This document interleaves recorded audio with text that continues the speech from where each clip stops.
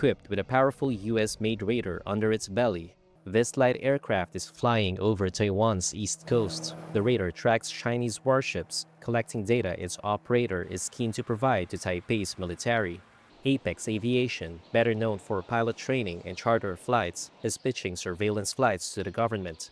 Retired Taiwan Navy officer and Apex reconnaissance consultant Zhou Wang describes what the company calls Project Goshawk.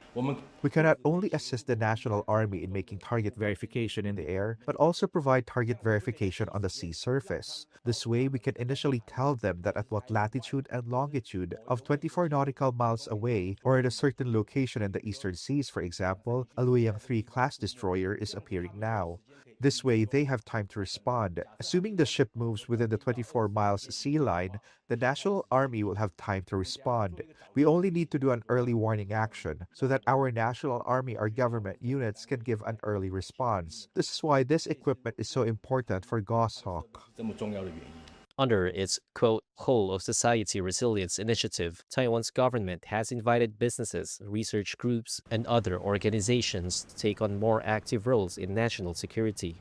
That includes backing up communications and logistics, shoring up cyber defenses, and potentially contributing to surveillance and intelligence gathering.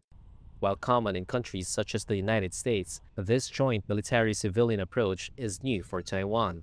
In light of daily Chinese incursions into its skies and waters, Taipei has said it aims to boost defense spending to 5% of GDP by 2030 and will introduce a 40 billion supplementary budget to fund arms purchases.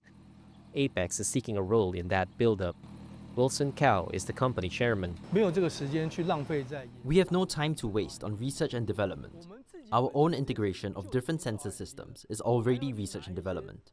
If I still go around trying to incorporate some unproven sensors, wouldn't it be like playing a prank on myself? Also, because we continue to pay attention to the situation in the Taiwan Strait, and all these military exercises are becoming more and more frequent, and the distance is getting closer and closer. Won't there be a sense of urgency? That's why we feel that if we don't jump in now, we may not even have this opportunity in the future. However, experts said authorities must establish a legal basis to allow civilian aircraft to engage in reconnaissance. Su Ziyun is a research fellow at the Institute for National Defense and Security Research. If the government maintains a patrol fleet and cooperates with the private sector, this is a different cost consideration.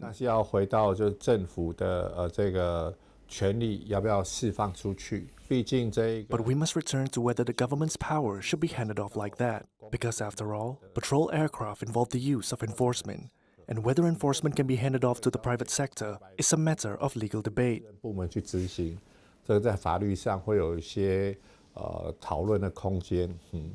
Taiwan's defense ministry told Reuters that it is able to effectively monitor Chinese activities and currently has no plans for cooperation with civilian operators, but it said it was open to new ideas.